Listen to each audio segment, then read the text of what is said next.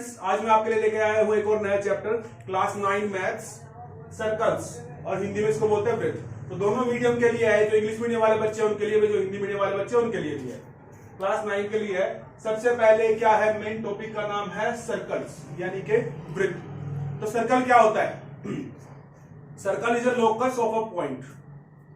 क्या है? Circle is a locus of a point which is equidistant from a certain point. Circle क्या होता है? एक पॉइंट्स का समूह होता है। जैसे इसमें क्या है, ये एक मेन हो गया, तो इसे चारों तरफ ये पॉइंट्स हैं जो मिलके बने हैं, सर्कल बनाते हैं मिलके, ऐसे करके। थोड़ा सा ये वो हो गया, सही बोल नहीं है। और ये जो एक फिक्स पॉइंट है जिससे सेम डिस्टेंस, जैसे यहां से यहां तक की डिस्टेंस, यहां से यहां तक की, यहां से यहां तक की, सबकी डिस्टेंस सेम होगी, इक्विडिस्टेंट। एक ऐसे बिंदुओं का समूह है जो एक मेन बिंदु से समान दूरी पे होते हैं सारे, तो इसको बोलते हैं सर्कल। और जो बीच में मेन पॉइंट है वो होता है सेंटर या केंद्र बोलते हैं उसको। और जो सेंटर से इस सर्कल की दूरी होती है उसको बोलते हैं त्रिज्या। क्या बोलते हैं? त्रिज्या यानी कि रेडियस। इंग्लिश में रेडियस, हिंदी में त्रिज्या। ये मेन चीज समझ में आ गई। अगर आपको सर्कल के बारे में पढ़ना है तो सबसे पहले आपको बताना चाहिए सर्कल या वृत्त क्या होता है। सर्कल और वृत्त क्या होता है? एक फिक्स पॉइंट से एक fix distance, sorry equidistant point से जिनका ग्रुप होता है, इसी से सर्कल बनता है। एक्चुअल में ऐसा नहीं होता सर्कल, एक्चुअल में ऐसा होता है पॉइंट्स जुड़े होते हैं एक जगह पे। अब उसमें क्या है, जो जिस फिक्स पॉइंट से इक्विडिस्टेंट है उस जगह पे, वो फिक्स पॉइंट हमारा केंद्र होता है, सेंटर होता है। अब इस सेंटर से इस सर्कल के बीच की दूरी, हर एक डायरेक्शन में जो डिस्टेंस है वो होती है हमारी रेडियस यानी कि त्रिज्या। क्लियर है? अब इसके बाद इस पे किसी दो पॉइंट पे, इस पे दो पॉइंट ले लिए सर्कल पे, कोई भी दो पॉइंट, जैसे ए और बी पॉइंट है, ठीक है, दो बिंदु ले लिए ए और बी। अब अगर इन दोनों को सीधे मिला दे, ए और बी को अगर मिला देते हैं तो क्या बनता है? हमारी कोड बन जाती है जिसको बोलते हैं जीवा। सर्कल पे किसी पॉइंट को दूसरे पॉइंट से अगर हम डायरेक्ट मिला देते हैं तो जो लाइन बनती है उसको बोलते हैं कोड या जीवा। सेकेंड, अगर इन दो पॉइंट्स को सर्कल के थ्रू मिलाया जाता है, जैसे ये यहां से यहां तक, ए से बी तक, तो इसको बोलते हैं हम आर्क। क्या बोलते हैं इसको? आर्क, या फिर हिंदी में इसको बोलते हैं चाप। ठीक है। अब एक और चीज रह गई, इसकी जो बाउंड्री है सेंटर सर्कल की, जो वृत्त की जो बाउंड्री होती है पूरी, इस पूरी बाउंड्री की लंबाई जो होती है उसको बोलते हैं सर्कमफेरेंस। क्या बोलते हैं? सर्कमफेरेंस, पूरी बाउंड्री। अगर यहां से शुरू करेंगे, यहां तक काउंट कर रहे हैं, तो इसको बोलेंगे हम सर्कमफेरेंस। और हिंदी में इसको बोलते हैं हम परिधि। इंग्लिश में सर्कमफेरेंस, हिंदी में बोलते हैं परिधि। तो ये बेसिक पॉइंट्स है सर्कल के। अब इससे अलग और क्या है इसमें, जो आर्क और परिधि, जो आर्क बनती है इस परिधि में से ही निकल के बनती है ये जीवा। ठीक है। और किसी वृत्त की, किसी सर्कल की सबसे बड़ी जो जीवा होती है, सबसे बड़ी जीवा कहां हो सकती है? जो बिल्कुल मिडिल में से जाए, सेंटर से होकर जाए। अगर वृत्त के केंद्र से जाती है जीवा, यानी कि सर्कल के सेंटर से अगर कोई आर्क सॉरी कोड जा रही है, तो उसको हम बोलते हैं, क्या बोलते हैं? उसको बोलते हैं डायामीटर, या फिर वृत्त का व्यास। क्या बोलते हैं इसको? डायामीटर या फिर वृत्त का व्यास। और ये जो डायामीटर होता है ये त्रिज्या का 2 गुना होता है। डायामीटर रेडियस का डबल होता है। ये हमेशा ध्यान रखना है आपको। जो सबसे बड़ी कोड होगी सर्कल की, उसको हम बोलते हैं डायामीटर या व्यास, और ये त्रिज्या का डबल होता है, रेडियस का डबल होता है। तो ये बेसिक टर्म्स है इसके बारे में। एक और चीज रह गई है सिंपल जो इसमें आएगी।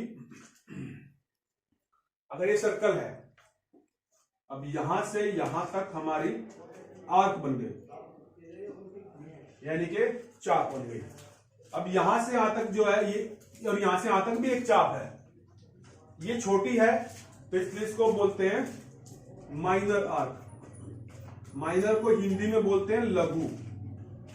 तो ये हो गई हमारी लघु चाप या माइनर आर्क। और जो ये बाकी हिस्सा बच गया यहां से यहां तक, इसको हम बोलते हैं मेजर, ये बड़ी है तो इसलिए मेजर आर्क।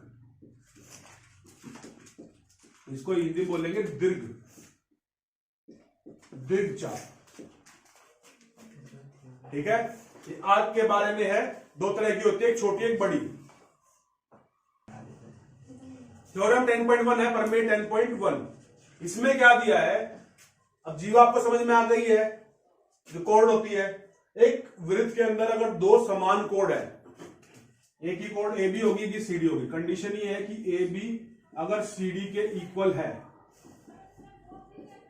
ये कोड और ये कोड अगर आपस में बराबर है, तो ये सेंटर पे जो एंगल बनाएगी वो इक्वल होगा। थ्योरम 10.1 है, अगर दो इक्वल कोड है तो सेंटर पे जो एंगल बनेगा वो इक्वल होगा। दैट मीन्स अगर ये है तो angle A O B equal to angle C O D. ये हमारी थ्योरम है। अब इसको हिंदी में कैसे करेंगे, अगर किसी वृत्त की दो जीवाएं बराबर हैं, ए बी और सी डी, तो वे केंद्र पे समान कोण बनाती है। केंद्र ये है, इस पे जो कोण बनेगा ये बनेगा यहां। ठीक है, ये थ्योरम है। आपको पूरी लाइन पढ़ने की जरूरत नहीं है, सिंपल ये थ्योरम है। अब ये कैसे आई, कहां से आई, क्यों है ये ऐसा, इसके लिए हम क्या करेंगे। इससे पहले हमने क्या किया था, ट्रायंगल्स की कॉन्ग्रुएंस की थी। क्या की थी, ट्रायंगल्स की कॉन्ग्रुएंस, यानी कि सर्वांग समता। कैसे होता है ट्रायंगल कॉन्ग्रुएंस, इसका प्रूफ आपको बता रहा हूं मैं।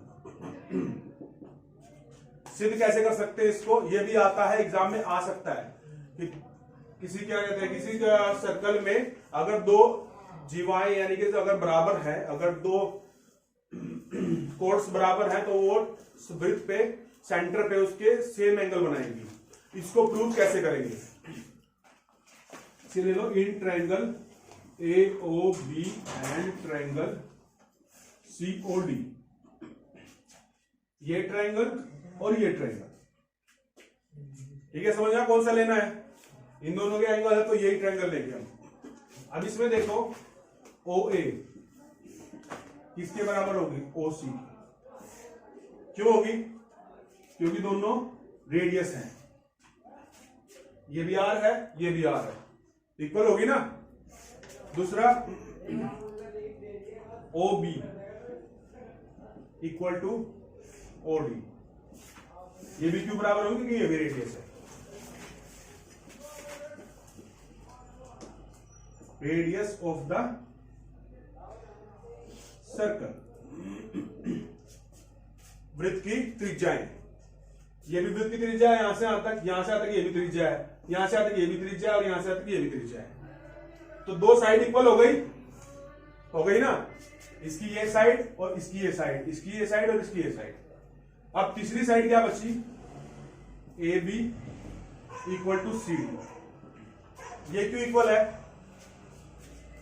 क्योंकि ये गिवन है, ये दिया है कुछ, स्टार्टिंग यहीं से की है ना, इक्वल है। अब क्या होती, तीनों साइड इक्वल हो गई, तो उस केस में क्या होता है, एस एस एस कॉन्ग्रुएंस होती है। एस एस एस सर्वांग समता के हिसाब से triangle A O B congruent हो गया ट्रायंगल सी ओ डी के। ये दोनों त्रिभुज कॉन्ग्रुएंट हो गए। कॉन्ग्रुएंट का मीनिंग क्या होता है सर्वांग समता का, यानी कि सर्वांग सम, यानी कि हर एक अंग समान है। क्या बताया मैंने, सर्वांग समता कॉन्ग्रुएंस मीनिंग हर एक पार्ट इक्वल है। हर एक पार्ट इक्वल है तो सारे कोण भी बराबर होंगे। त्रिभुज में क्या होता है, तीन भुजाएं होती है और कोण होते हैं तीन। ठीक है, 3 एंगल्स एंड 3 साइड्स। अब जब इक्वल होंगे तो angle A O B equal होगा एंगल सी ओ डी के।